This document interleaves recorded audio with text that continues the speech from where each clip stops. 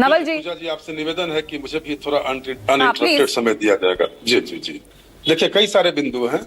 Supreme court ने समय पर सवाल उठाया, इसका मतलब यह नहीं कि इस प्रक्रिया की वैधता पर सवाल खड़ा किया। सुप्रीम कोर्ट का यह ऑब्जर्वेशन ज्यादा महत्वपूर्ण है कि बिहार में एसआईआर चलता रहेगा और चुनाव आयोग एक कॉन्स्टिट्यूशनल बॉडी है। सुप्रीम कोर्ट ने भी उसकी इंटिटी को स्वीकार किया है। मैं आपके माध्यम से कुछ महत्वपूर्ण बिंदुओं पर प्रकाश डालूंगा। देखिए, पूरा मसला यहाँ टिका हुआ है। अभी राजीव जी बोल रहे थे कि गांव में पैनिक की स्थिति है।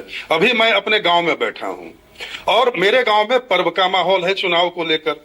तो एसआईआर की जमीनी हकीकत क्या है, इसको लेकर अपने अपने हित और अपने अपने दृष्टिकोण से लोग अलग अलग व्याख्या पेश कर सकते हैं और करने के लिए लोग स्वतंत्र हैं।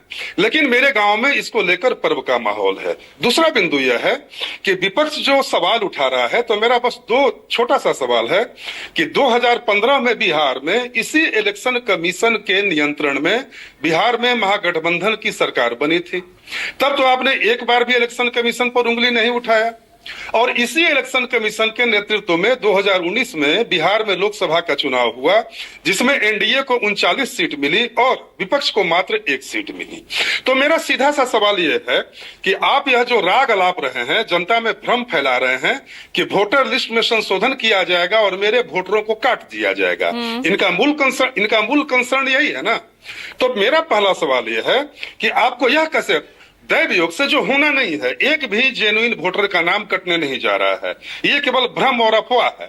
और फिर आप ये जो बोलते हैं कि मेरे वोटरों का नाम कट जाएगा, तो आपके घर में कोई प्रयोगशाला है क्या कि आप जानते हैं कि जिन वोटरों का नाम कटेगा वो आपके वोटर हैं?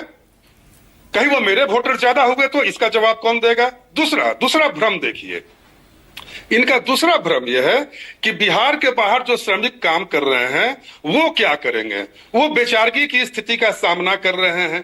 अरे भाई, बाहर के जो श्रमिक हैं उनकी आपसे ज्यादा हमें चिंता है और मुझे लगता है कि वो हमारे वोटर हैं, क्योंकि नीतीश कुमार जी ने बिहार में श्रमिकों के लिए अरे वही और आपका बिहार में वोटर उन 11 दस्तावेजों में उलझा हुआ है भाई। आप ये क्यों दरकिनार, आप इसको क्यों इग्नोर कर रहे हैं?